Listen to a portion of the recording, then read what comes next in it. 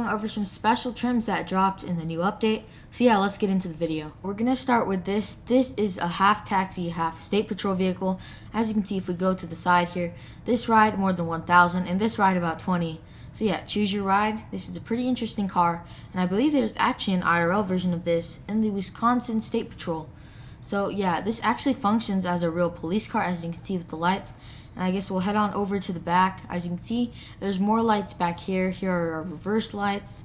Good lighting, and also notice that there's some depth to the lighting here, and it looks very realistic in my opinion. But yeah, that's the first car done. Let's get into the rest. We have this seemingly normal Porsche Taycan. As you can see, very good lighting. This was refreshed in the last update. Looks pretty similar to me, but I'll let you guys decide. Is this different from the last one? It does look seemingly better, but the difference comes when we head to the back here. As you can see, there's actually a bike rack, which is actually a first for Greenville. This is the first car in Greenville to have a bike rack. Aside from something we'll go over later, as you can see, there's a custom bike rack built into the underside of the vehicle. And yeah, this bike actually looks a good model. It's not very basic, it's actually very detailed. As you can see, a fun fact about this car, if you put this thing in sport mode, the rear wing automatically comes up, as you can see, which is pretty interesting. It seems to be bugged right now, but yeah, nice car overall. Let's get into the next one. We have the BMW X1. As you can see, looks fairly generic except for the roof. As you can see, there's a little cooler along with the bike up here, just like the Taycan had, which is pretty interesting to see that a lot of cars are getting more props and such. So yeah, this is pretty cool. Also, if we come around to the back, you can see nice lighting and stuff. Looks very nice. And it's a good model in general. But yeah, let's get on to the next car. We have this, the Falcon Prime Decom. And yeah, this is pretty interesting because we've never gotten a two-tone decom. And for those of you who don't know, a decom is actually a cop car that was decommissioned after use, basically when a newer model comes out and cities stop using the older cars, and then people can actually legally drive these after they take off sirens and other stuff that signify a police car.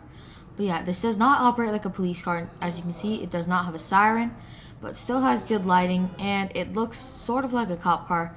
So if you want a police car but you don't have the state patrol pass, then this might be the car for you. We have this BMW right here. This is a classic BMW, and it's interesting because it has a lot of stripes around it and a lot of unique features, such as special fog lights. As you'll see, these are yellow, but it's weird because it's unlike the actual lights, which are a more white color.